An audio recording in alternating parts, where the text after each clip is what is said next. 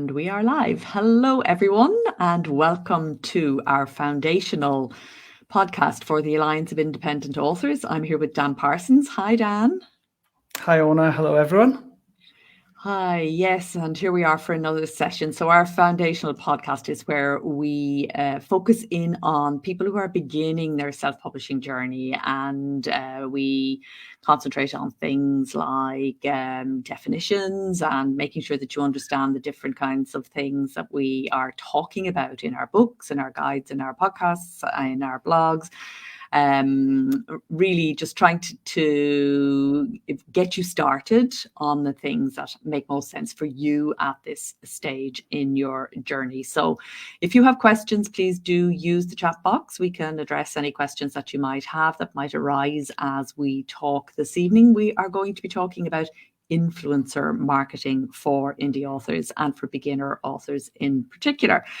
So let's dive straight in, Dan, shall we? What are we talking about when we talk about influencer marketing for authors? I know that a lot of people, when they hear influencer marketing, they think about those very cheery and obnoxious, beautiful looking people on Instagram, kind of flashing their wares each time you go on as you scroll through your feed. That's not quite what we're talking about, right?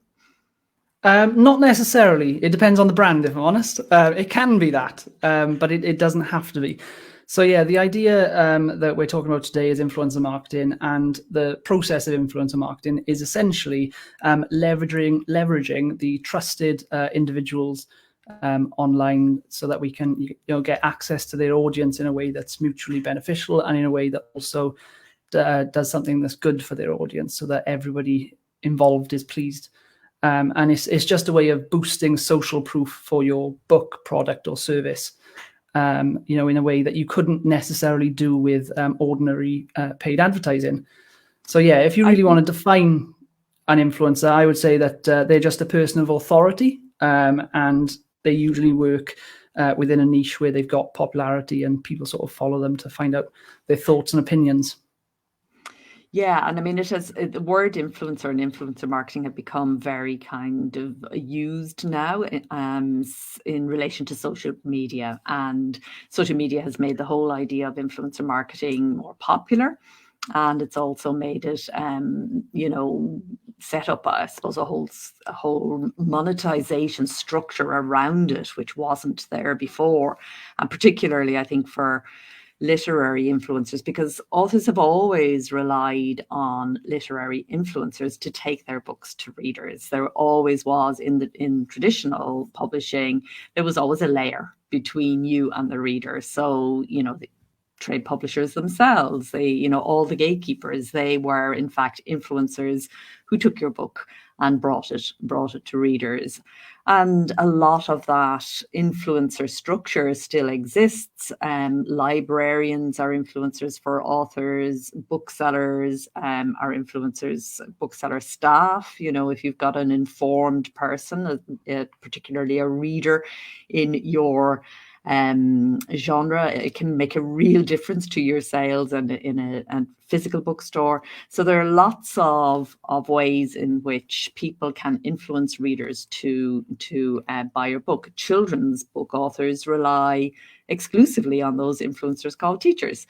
So on the one hand, we've got the social side of it, and that is very important and I think very visible. But on the other side, you've got this invisible network of influencers who can guide readers to your book. And I think what we're talking about here, influencer marketing, is particularly good if you hate social media, and traditional influencer marketing is very good if you hate social media. If you are on social media and active yourself, you can absolutely boost all of that activity and your advertising activity by hooking in with influencers. And we're going to be talking in a few moments about how you do all this.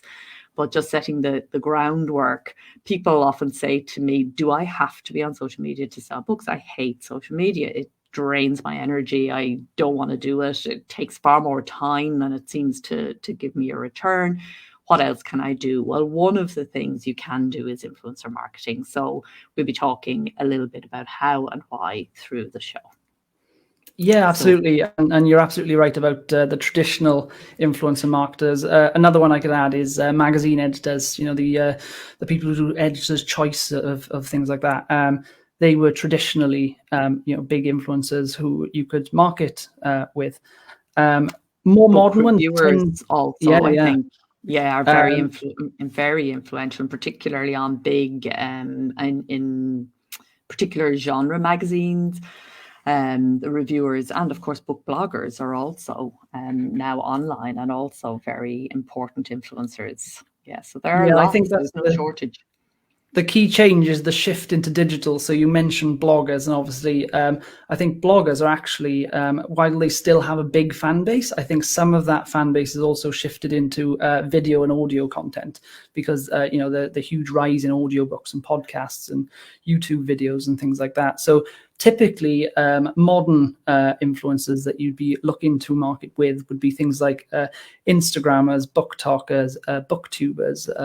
Podcasters, all of these different, not necessarily social media stars, but they are people with an audience that trusts them. Even if that audience is particularly small, as we look into when we get into this, even a small audience can be very, very potent if they're engaged enough. So yeah, Yeah, there are lots of different audiences, and the fact that some of them now are in micro niches can actually be a lot more cost effective than if you went to try and get an advert in the Times or something, which is a much bigger, wider scope of people who are not necessarily interested in your work. absolutely. And I think engagement, if there is one key to successful influencer marketing, it's the level of engagement that community has with the influencer that you are approaching. And engagement is much, much more important than numbers. Lots of people will attest to having, forked out a lot of money to a social media influencer with a huge following, or to a PR person who got them a review in a major newspaper, or even a major feature in one of the weekender magazines or whatever, and shifted almost no books at all. Very nice for the ego, but not really a particularly effective marketing tool beyond getting brand awareness out there. So engagement is the key, because on social media, it is possible to purchase a lot of followers and to look like you have a large following when in fact you don't. Sorry, that's my phone. Just turn that off. So yeah, be careful and be aware of that it's engagement that you're looking for, because you want people who really genuinely listen to this influencer, and a sign that they are listening is that they are engaging. Yes, absolutely. One of the key points that you touched on there is the engagement thing and how a very small audience can have a very big impact. Now, I know of authors who recommend other people's books, and if they've got an extremely engaged email list, and you don't necessarily think of people with a newsletter as influencers, but they can be, then there are some people who have got 700 or 800 people on their email list. By all accounts, is relatively small, and they can shift 50 or 100 copies of the book that they recommend, which is a huge participation from those subscribers, whereas some other people might have 20 or 30,000 people on their email list and they'd only shift 10 copies. So it's not necessarily how many people are involved in the audience, it's how engaged they are and how aligned the content is with the audience interests. Absolutely. They're the two key factors that you really need to keep in mind. So, I mean, how does somebody go then and approach an influencer? How can you actually harness this influence power and use it for yourself? Well, one thing I would say is don't try to find any influencer. So, like you said, you need to make sure they're the right influencer. So initially, you need to find out if an influencer aligns with your values, because obviously you don't want to be approaching an audience that your book isn't going to be right for, or you possibly the other way around, you wouldn't want the influencer to be aligned with something that would upset your existing audience. So you want to make sure that there's a good alignment there. You also want to look at their audience demographics. So, if you're writing children's books, do you want to go on a huge crime fiction podcast? Is that necessarily the audience that you're trying to tap into? It may be if a lot of the people who read crime fiction are parents or grandparents, but not necessarily. So yeah, you want to make sure that everything aligns really well before you actually even make an introduction. And then you also want to make sure that the influencers are authentic when they're talking about other people's books, and possibly look into their track record and the history of things that they've endorsed in the past. It might be that they don't just give endorsements, they also give quite harsh critical reviews, which can be good or bad. But it depends on what you've seen them be harsh and critical of in the past, because it might be that they just don't like your type of book. So you don't want to send a book to an influencer that you think is going to be really good for your brand and it's actually extremely damaging. And then I'd say go on. Just as an example there, I know that some indie authors who have had really, are really good, successful authors who are doing great work have approached podcasts that only take traditionally published authors. And there really probably isn't a lot of point unless you want to get into that whole argument. And then probably at the end of the day, it still won't deliver for you. So do look carefully. Don't apply to any influencer, any podcast, any program of any kind without really engaging with it first. Every week we get people who pitch us to come on the ALLi podcast. And if they listened to the ALLi podcast, they would know that we don't actually have guest interviewees on the podcast at all. But they haven't even listened. They tell you how much they love the show, and how fabulous it is, how wonderful it is, and then they talk about guests and thereby making it clear they haven't listened at all.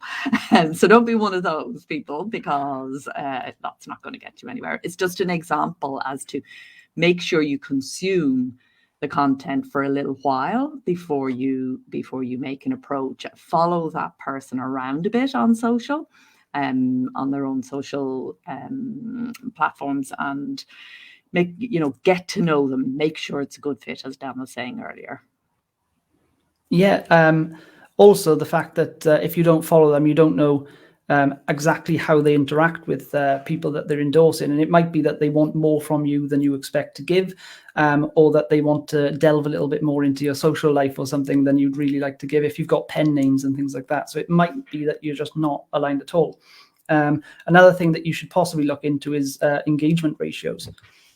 So as much as some influencers on Instagram or TikTok or something like that might have huge followings, it might be but that they've bought followers, and their likes and retweets and shares and all that might be a lot lower as a ratio compared to their followers because they bought followers. Or it could just be that they were popular years ago, and a lot of those accounts are now dead accounts that still follow them after years. So yeah, you could be potentially paying a high price for access to followers that no longer realistically exist and engage. So yeah, you just want to make sure that you get a good fit before you start. And I would say also that it isn't necessary always to pay.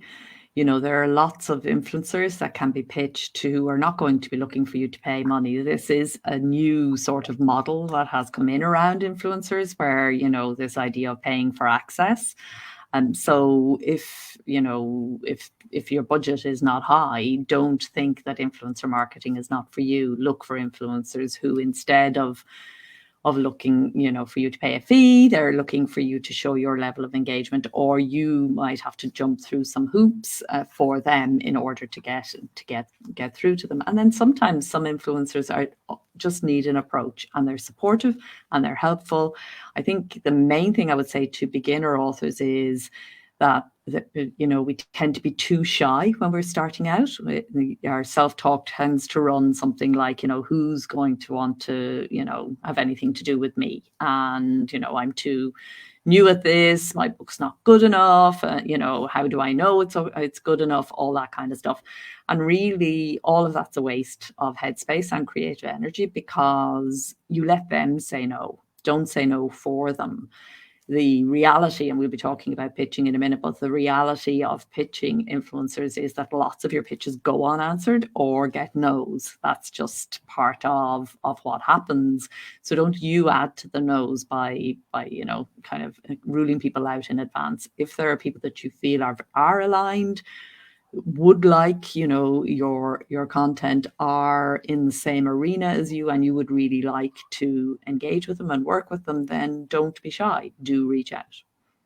I absolutely agree. And as someone who has used a fair bit of influencer marketing in the past, I can actually say that just because someone says no to you at one point in your career, they won't necessarily continue to say no to you, because you can reapply when you've got a slightly bigger platform, or when you've written something or produced something that is more in alignment with their brand. So just because somebody says no to you now, it doesn't mean they'll say it again in 6 months or 5 years. You can always go back to those people. And what's the worst case scenario? If they say no, then that's one of the 50 no's that they've given out that day, and they probably won't even remember when you come back the next time. So what you'll need to do, and this is a really good way to start actually, is if there's an influencer that you want to work with, as you said, stalk them a little bit on social media, which we all do anyway. And then possibly get onto their radar by supporting them, either with comments or shares, or whatever you're going to be doing. You could even put a message about them in your newsletter, and then that sometimes permeates through to influencers who discover you without you actually approaching them. They just see your name coming up a lot around their name. And it could just be that you've got a lot in common, and there's a Venn diagram of followers that follow both of you. So yeah, you can do lots of different things. You will eventually, though, need to pitch them if you want to get something going, unless you've had a stratospheric rise to success, and then they pitch you, but that's an entirely different podcast. Yes, indeed. That is a different podcast. And I think, this is one of the ways that social media has been fantastic, in terms of you can really get to know, in inverted commas, people that you have never met, and they can get comfortable with you just by seeing your face on Twitter, X number of times. They go, oh yeah, I know him, I know her.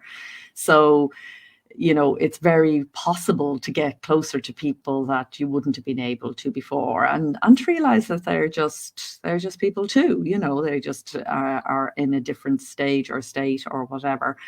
The thing is, I think, is to be these communications that you are crafting as you are kind of in the getting to know somebody phase are really important pieces of writing, and to treat them as such. And don't get too heavy and too hung up about it, but definitely be aware and be mindful of what you are saying and how you are saying it. Don't be creepy. Don't be, like gassy. If you're a man and the influencer is a woman, or, something like that, be careful what you say and what you don't say, all of that kind of thing. Get a sense of that person, where their own kind of offense boundaries are, and, how they think and how they work. And in the same way you would if they were in front of you and you were getting to know somebody, observe the kind of person they are and engage in the relationship at their level. Come in where they are comfortable, and if they're jokey and they like fun, then get involved at the fun level. If they're very open, vulnerable, and revealing stuff about themselves, encourage and support and give them kudos for that. So, be sensitive to what is being put out there. Hopefully, if you've aligned well, if you've chosen well, you're not trying as hard as I'm making it sound. It's happening more organically and more naturally. But just to be aware, don't go crashing in there. Do say things, but just be aware of how they like to be engaged with, and how the rest of the community engages with them too. Yeah, what I would also say is, if you are going to be showing up on someone's radar, then possibly make sure that the rest of your social media profiles, if you are publicly open with social media profiles, actually align with what you're saying, and you can see the authenticity all the way through. I have seen some faux pas with people who have reached out and said, big fan of this particular person or concept, and then you click on their profile and it's just a list of a copy and paste job with different influencers' names. And the first thing they'll do is click on your profile and then see what you're up to. And if they can see that, then they know that you're not really a fan, and that it's a bit gamified and you're just using a numbers game to them, which you can pitch to lots of people at once. But just make sure that every one of your pitches is authentic, and that influencers can see that you've actually put in some effort. Because if you don't put in effort, then they know that they're not going to get a great communication with you going forward. Yes, and we're making all of this sound very difficult and hard, and it isn't possibly as hard as we're making it sound. And certainly it's hardest. The first one is the hardest, like most things. First book is the hardest as well. It's always the same. So, the first time is difficult, but once you've had some exposure from an influencer in your arena, in your genre, then other people take note of that, and it all gets easier as you go along. Yeah, you can actually, and I wouldn't want to speak for other people, but if you know that some influencers know each other, and one influencer has endorsed you or worked with you in the past, then you can always mention that in a pitch to another influencer if they're friends, because then you know that you've already got a foot in the door because you're a friend of a friend rather than a cold call. One thing I will say is that there's a bit of a formula to pitching, which we could go into a little bit if you want, because I think it's proven useful for me in the past, and I know other people use a similar formula.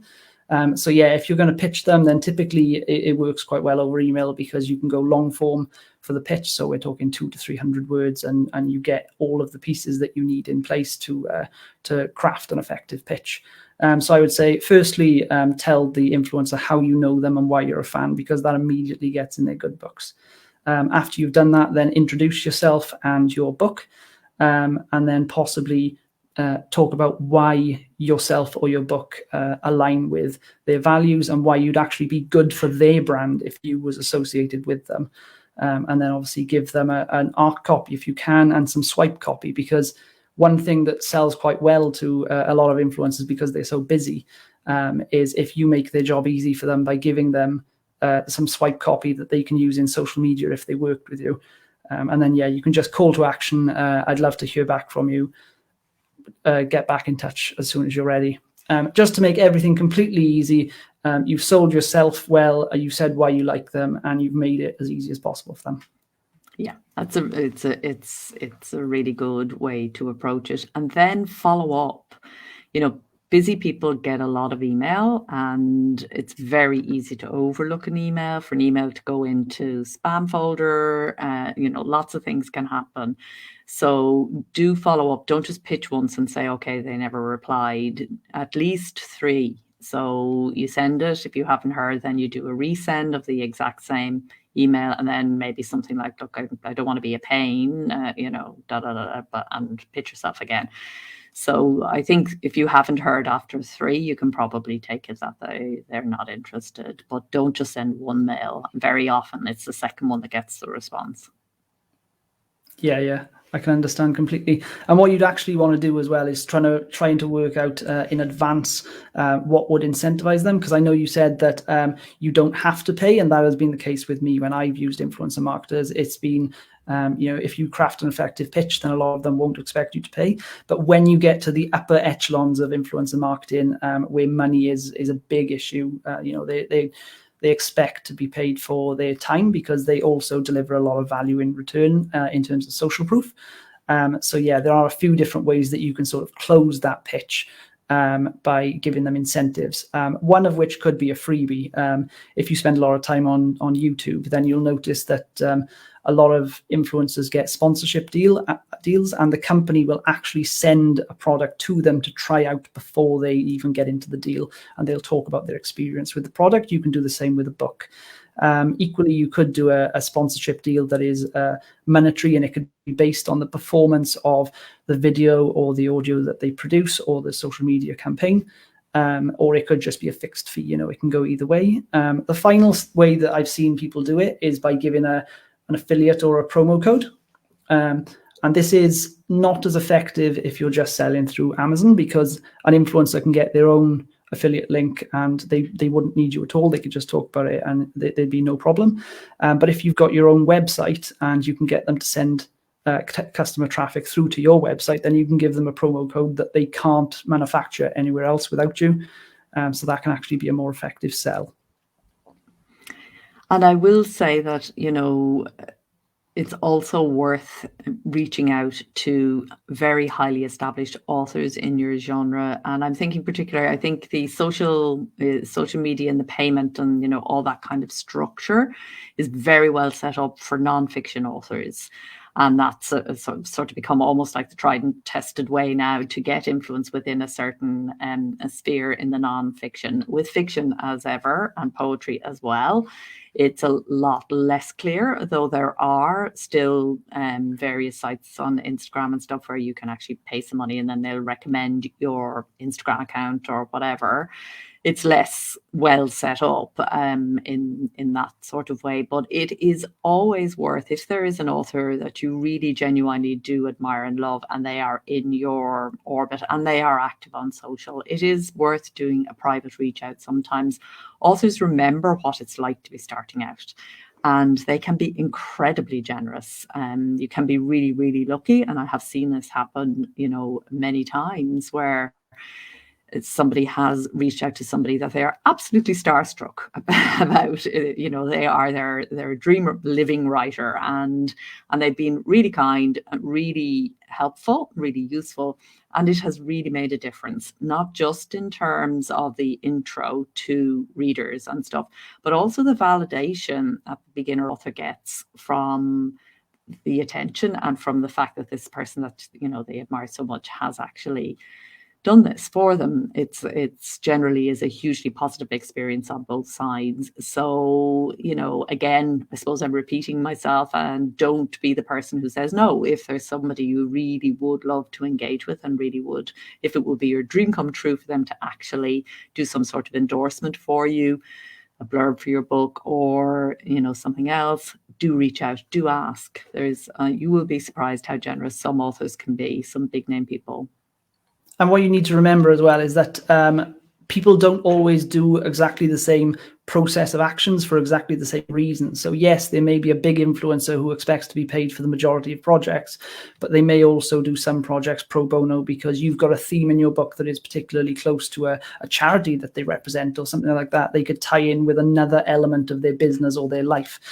So it's not necessarily going to be a rejection if you can't, send them £1,000 gift or something, because they don't do that for every single person. It's very much a case-by-case basis with influencers.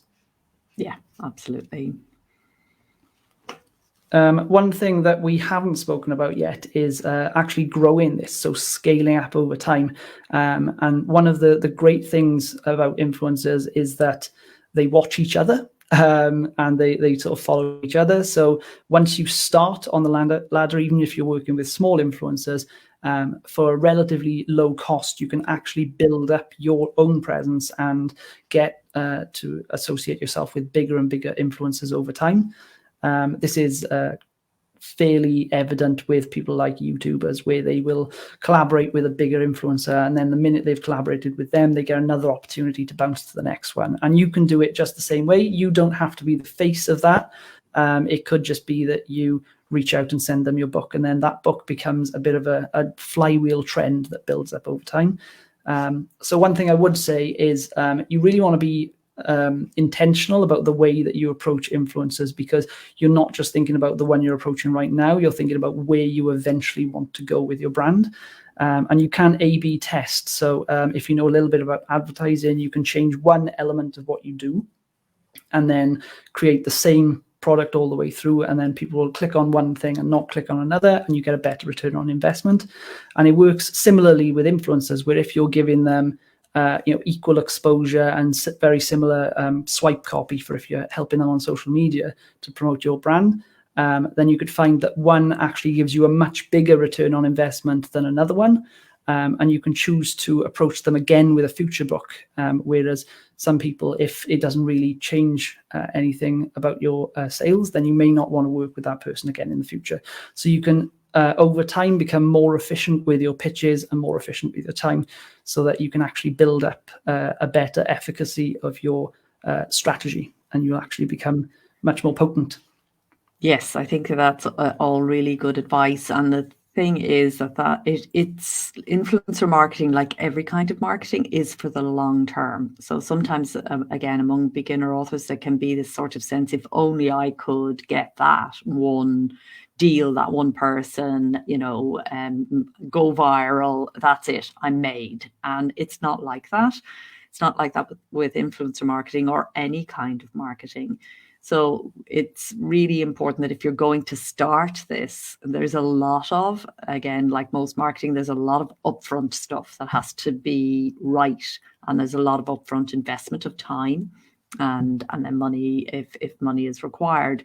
So it's something that you need to think about. It's not an immediate payoff. It's something that builds over time, and you need to dedicate yourself to this type of marketing for a period of time. I would say at least a year before you're going to see real returns, unless you're lucky. Of course, you can be lucky, but it generally takes a good year to become very established in a niche and to begin to climb that ladder, and for people to really become aware of who you are.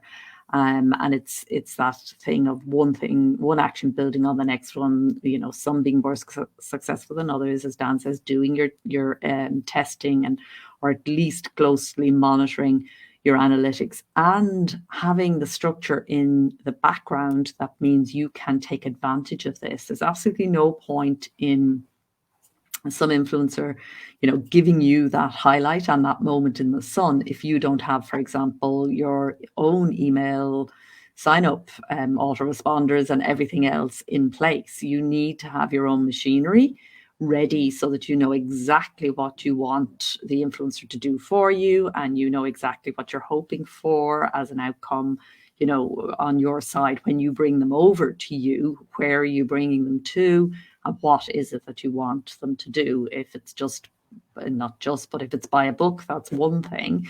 But you might prefer to get them to sign up to your newsletter, or take a free book or something else. So you need to think about everything that kind of underlies the moment when that hopefully you do go viral and you do get this super influencer who brings you thousands of people. What is it you want them to do when they arrive? Yeah, and I think you really hit the nail on the head there when you talked about the newsletter, because for most online businesses now, even though TikTok's taking off and there's all these different social media platforms, the newsletter really is still the biggest, most engaged, most powerful tool that you'll have, and that would be the tool that would build you up as an influencer in your own right, because you can build those other social media platforms by driving traffic through your mailing list, and you never lose control of the mailing list. So what I've found now is a trend amongst influencers that I actually consume their content, is many of them, as the industry is evolving and they're becoming more mature in their industry, they are actually now moving into newsletter content rather than being on YouTube or TikTok or Instagram. So what you'll find is if you just focus on the newsletter, then that will usually be the center point that will help you grow on all other platforms and become your own influencer. Exactly. It's like it's the at the center of the spokes, and then the different ways of reaching people, are their reach out, but your ultimate aim is to bring them back to you. And then, yes, you become an influencer and people start pitching you. And from there on, it gets easy. So, yeah. Anything else on influencer marketing before we head off? Not really, no. It's just like right. I said, it becomes a flywheel over time, and you just got to give it a lot of time and think about the 7 touches of marketing. So just because it doesn't work this time, somebody might see you 6 times and they don't even recognize you, and then on the 7th time they'll start to recognize you and your brand. Yes, you'll be sick of yourself before they even know you exist. So don't, keep on putting yourself out there. Okay, that's great. We're out of time. So next month, Dan, we are going to be talking about... we are going to be talking about, I've actually forgotten off the top of my head now. I think it's our 10th anniversary. Of course. Episode, I think, if I remember correctly. And so we're going to be looking backwards. Yes, ALLi is 10 years old in April. Yeah, so we're going to be having a look back at the lessons we've learned over the last 10 years. Essentially, the show is called something like, what I wish I had known when I was starting out. So if you've anything you really want to ask us about in relation to that, then do drop us a line anytime.